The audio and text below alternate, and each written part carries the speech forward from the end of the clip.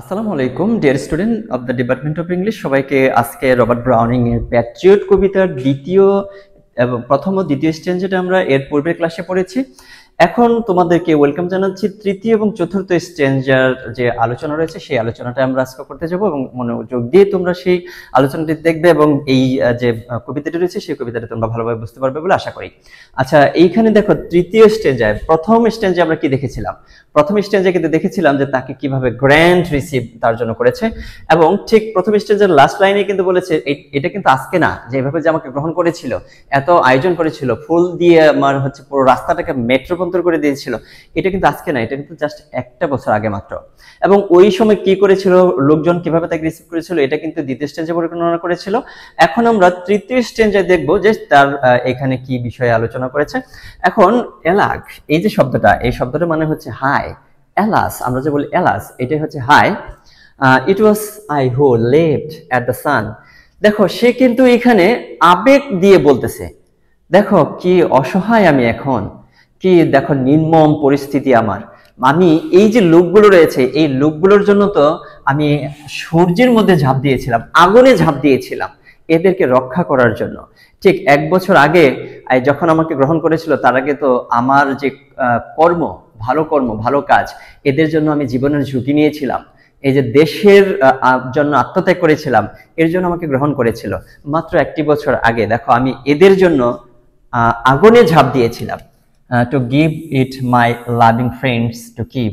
এই দেখো আমার যে প্রিয় বন্ধুগুলো রয়েছে, আমার দেশবাসী রয়েছে, আত্মীয় স্বজন রয়েছে, সবার জন্যই আমি আত্মত্যাগ করেছিলাম, তাদের জন্য মূলত আমি এত কিছু করেছি।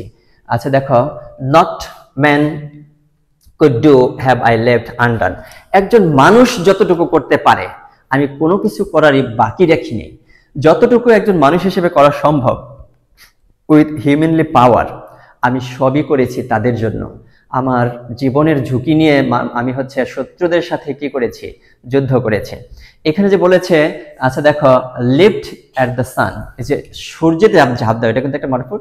এখানে সূর্যে ঝাঁপ দেওয়া বলতে কি বোঝানোর চেষ্টা করা হয়েছে, যে শত্রুপক্ষের মুখোমুখি হয়ে যখন যুদ্ধ করবে তখন ওইখান থেকে জীবন নিয়ে ফিরবে নাকি হচ্ছে লাশ হয়ে ফিরবে, এটা কিন্তু একদমই অনিশ্চিত। তাহলে একদম নিশ্চিত মৃত্যু জেনেও কিন্তু আমি এই যে এখানে কিন্তু যুদ্ধক্ষেত্রে অংশগ্রহণ করেছি এবং আমার যে বন্ধু রয়েছে, আমার আত্মীয় স্বজন রয়েছে, আমার যে দেশবাসী রয়েছে, তাদের জন্য যুদ্ধ করেছি।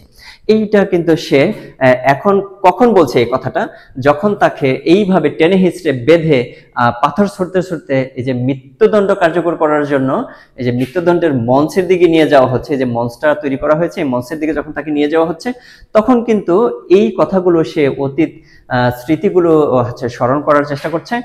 এখন সে কিন্তু এই থার্ড স্ট্যান্সে এসে বললো যে হাই কি দুর্ভাগ্য আমার, আমি তাদের জন্য এত কিছু করেছি, আমার সর্বস্ব দিয়েছি, যুদ্ধ করেছি এবং আমি জীবনের ঝুঁকি নিয়েছি। একজন মানুষ যতটুকু করতে পারে তার কোনো কিছু আমি বাদ রাখিনি তাদের জন্য। And you see my harvest, এই যে এত কিছু করার পরে তোমরা তো দেখতেই পাচ্ছ। আচ্ছা, ইউ সি মাই হারভেস্ট, আমি কি ফলটা পাইলাম, আমি কি পাইলাম সেটা তো তোমরা দেখতে পাচ্ছ। হোয়াট আই রিপড, আমার কি অর্জন হয়েছে, কি ফল পেয়েছি, কি রিপ করেছি। রিপ মানে তো কোনো একটা ফল পেকে যাওয়া বা পরিপূর্ণতা পাওয়া। আমার কি পরিপূর্ণতা হইল, আমি এর বিপরীতে কি পাইলাম এই এত কিছুর জন্য। দিস ভেরি ডে বলতে এই দিনটা হচ্ছে, এই দিনটা, এই যে এখন যে দিনটা রয়েছে, যে দিনটাতে তাকে হ্যারাসমেন্ট করা হচ্ছে, তাকে হচ্ছে পানিশমেন্ট দেওয়া হচ্ছে, এই দিনটাতে নাও ইয়ার ইজ রান, একটি বছর কেটে গেছে। এই দিনটাতে এসে একটি বছর কেটে গেছে, এইটুকু কিন্তু সে বললো। কোথায় বললো সে? থার্ড স্ট্যান্সে এসে বললো। আচ্ছা, থার্ড স্ট্যান্সে এসে সে কিন্তু এটা বললো। এখন আমরা যদি তৃতীয় স্ট্যান্সের প্যারাফ্রেজটা দেখে আসার চেষ্টা করি, তাহলে দেখবো যে হচ্ছে দ্য স্পিকার এক্সপ্লেইন দ্যাট। এখানে হচ্ছে বক্তা, আমরা জানি হচ্ছে ড্রামাটিক মনোলগে কিন্তু কবি তার মুখ থেকে কথা বলে না, এটা কিন্তু একজন ইমাজিন করে একটা ক্যারেক্টার তৈরি করে, সেই ক্যারেক্টার দিয়ে কিন্তু কথাগুলো বলে। এখানে কিন্তু সে প্যাট্রিয়ট ক্যারেক্টার দিয়ে কথা বলানো হচ্ছে। হি রিস্কড এভরিথিং, সে কিন্তু সকল ঝুঁকি গ্রহণ করেছিল। এই ঝুঁকি যে গ্রহণ করেছিল এখানে কিন্তু এই ফ্রেজটি দিয়ে বোঝানো হয়েছে। তাহলে লিফট অ্যাট দ্য সান, সূর্যেতে ঝাঁপ দেওয়া, আগুনে ঝাঁপ দেওয়া। আচ্ছা, ফর দ্য পিপল, এই যে কার জন্য, এই যে লোকগুলো তাকে টেনে হিস্ট্রি নিয়ে যাচ্ছে স্ক্যাফোল্ডের দিকে, মানে হচ্ছে মৃত্যুদণ্ড কার্য করার জন্য মঞ্চের দিকে, এই লোকগুলোর জন্য। Doing all that was humanly possible, আমি সবই করেছিলাম যা একজন মানুষের পক্ষে করা সম্ভব ফর দেয়ার সেক, তাদের ভালোর জন্য। তাদের ভালোর জন্য বলতে ওই লোকগুলোর ভালোর জন্য, যে লোকগুলো তার সাথে বিট্রে করেছে তাকে হচ্ছে মৃত্যুদণ্ড কার্যকর করার জন্য টেনে হিস্ট্রি নিয়ে যাচ্ছে। এখন প্রশ্ন হতে পারে যে এই লোকগুলো কেন বিট্রে করবে? 1 বছর আগে তো তার সাথে বিট্রে করেনি, তার সাথে তো ভালো ব্যবহার করেছে, তার সাথে তো এরকম আচরণ করেনি, তাহলে 1 বছরের মধ্যে কি ঘটলো? এইটাই থেকে আমাদের আজকের যে বাংলাদেশ, আজকের যে পৃথিবী, এখানে অনেক কিছুই শেখার রয়েছে, আমরা আশা করি ধীরে ধীরে শিখবো। Yet in return what does he reap, এটার জন্য সে কি রিপ করলো, কি পাইলো এই পরিবর্তে, এর রিটার্নে কি পাইলো? টুডে, আজকে, এক্স্যাক্টলি ইয়ার্স লেটার, ঠিক 1 বছর পরে, যখন লোকজন তাকে গ্রহণ করেছিল 1 বছর পূর্বে, তার 1 বছর পরে এসে সে কি পাইলো? হি ফেসেস ডিসগ্রেস, সে পাইলো কি? পাইলো সে অপমান অ্যান্ড পানিশমেন্ট, এবং হচ্ছে শাস্তি। অপমান পাইলো আর শাস্তি পাইলো, এইটাই পাইলো, আর কিছু পাইলো না। তাহলে আমরা যদি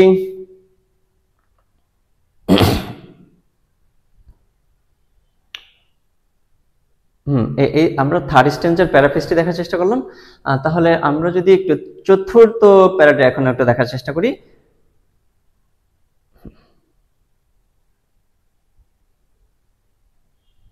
আচ্ছা, চতুর্থ স্ট্যান্ডারটা আমরা দেখার চেষ্টা করব। কবিতার লাইনগুলোকে আমরা জানি স্ট্যান্ডা বলে। আচ্ছা, কবিতার যে লাইনগুলো তো ভার্স বলে, আর হচ্ছে কবিতার যে প্যারাটা থাকে সেটা কিন্তু স্ট্যান্ডা বলে। আচ্ছা দেখো, there is nobody on the house top now. দেয়ারের ব্যবহারটা আমরা জানি কোনো কিছুর মধ্যে কিছু আছে, ছিল, নেই, থাকবে, এটা বোঝানোর জন্য মূলত সাবজেক্ট হিসেবে দেয়ার ব্যবহার করা হয়, বি ভার্ব ব্যবহার করা হয় মূল ভার্ব হিসেবে। There is nobody on the house top, house টপের উপর দেখো কেউ নাই। এই যে দেখো, এখন কিন্তু এই যে হাউস টপটা যে আছে এখানে কিন্তু কেউ নাই, কিন্তু 1 বছর আগে যাই, 1 বছর আগে কিন্তু এই দেখো জানলার কাছে, হাউস টপের ছাদে, সব জায়গায় কিন্তু মানুষ ছিল। এখন কিন্তু এখানে কোনো মানুষ নেই। এই লোকগুলো গেল কোথায়? এখন এই লোকগুলো গেল কোথায়? এই লোকগুলো সবাই গেছে এই যে ফাঁসির মঞ্চে, এখানে দেখবে যে কিভাবে ফাঁসি দেওয়া হয় তাকে। এই যে বৃদ্ধ লোকগুলো, যে লোকগুলো তারা হচ্ছে ডিজেবল, তারা হচ্ছে এখান থেকে আসার মতো সক্ষমতা নেই, তারা জানলায় শুধু আছে, দুই একজন। এই লোকগুলো শুধু এখানে রয়েছে। আচ্ছা, আমরা এখানে আছি, just a Palsit few at the window set, শুধুমাত্র পক্ষাঘাতগ্রস্ত মানে বৃদ্ধ এবং হচ্ছে দুর্বল যে লোকগুলো রয়েছে শুধু তারাই কিন্তু এখানে অবস্থান করছে, বাকি সবাই চলে গেছে।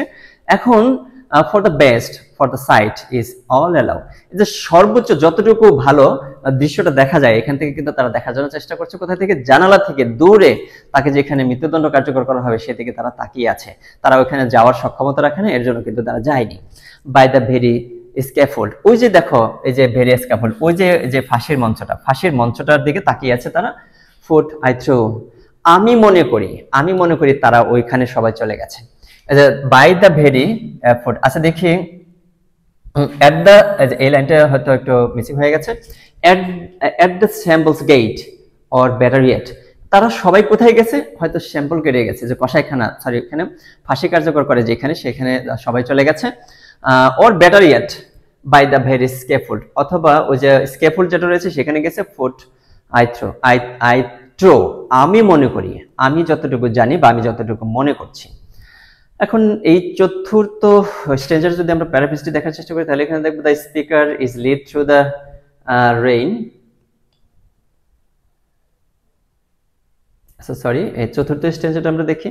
The same rooftop that were once crowded with cheering people, যেই রুফটপটাতে একটা সময় লোকগুলো কি করেছিল? চেয়ার আপ করেছিল, তাকে হচ্ছে সংবর্ধনা জানিয়েছিল, ওই লোকগুলো আর নাও এমটি, এখন কিন্তু তারা সেখানে নেই। এই জায়গাটা কিন্তু এখন এমটি হয়ে রয়েছে, খালি হয়ে রয়েছে। এই যে তাকে যখন টেনে হিস্ট্রি যখন নিয়ে যাচ্ছিল, তখন সে ভাবছিল যে লোকগুলো গেল কোথায়, এটা কিন্তু সে ভাবছিল, ভেবে হয়তো এখন সে বলতেছিল এই লোকগুলো তো এখানে নাই। Only a few weak onlookers remain while most of the crowd gather at the scaffold, এই যে এখানে শুধু উইক যারা, দুর্বল কিছু বৃদ্ধ লোক এখানে অবস্থান করতেছে, বাকি সবাই চলে গেছে হচ্ছে স্ক্যাফোল্ডে অথবা হচ্ছে ফাঁসির মঞ্চের কাছে, where he to be executed, যেখানে তাকে ফাঁসি কার্যকর করা হবে। তাহলে আশা করি তোমরা চতুর্থ স্ট্যাঞ্জাটা ভালোভাবে বুঝতে পেরেছো। চতুর্থ স্ট্যাঞ্জাটা আমরা কিন্তু দেখতে পারলাম যে কেউ কিন্তু এখন যে জায়গাটা তাকে সম্বর্ধনা জানানো হয়েছিল, হাউস রকটা ছিল, যেগুলো লোকগুলো ছিল পতাকা নিয়ে ফুল ছুঁড়ে মারছিল, এখন কিন্তু সেই লোকগুলো এখানে নেই, সবাই কিন্তু চলে গেছে। দু একটা লোক রয়েছে যারা খুব বৃদ্ধ, আর বাকি সব লোকগুলো চলে গেছে হচ্ছে ফাঁসির মঞ্চের কাছে, যেখানে তাকে এক্সিকিউটেড করা হবে। তাহলে ধন্যবাদ সবাইকে আজকের এই এক্সপ্লেনেশনটিতে অংশগ্রহণ করার জন্য। আশা করি পরবর্তী যে ক্লাসটি থাকবে এই লাস্ট দুইটি স্ট্যাঞ্জা, এই দুইটি স্ট্যাঞ্জা অত্যন্ত গুরুত্বপূর্ণ। আমরা দেখার চেষ্টা করবো যে কেন সে এই পরিণতিতে আসলো, এই দুইটি স্ট্যাঞ্জার মধ্যে কিন্তু সে বর্ণনা করেছে। আশা করি সেই ক্লাসটি তোমরা অংশগ্রহণ করবে, ভালোভাবে বুঝতে পারবে। ধন্যবাদ সবাইকে, এবং একই সাথে প্রত্যাশা থাকবে তোমার বন্ধুদের লংগুলোর সাথে সম্পৃক্ত করবে। আল্লাহ হাফেজ।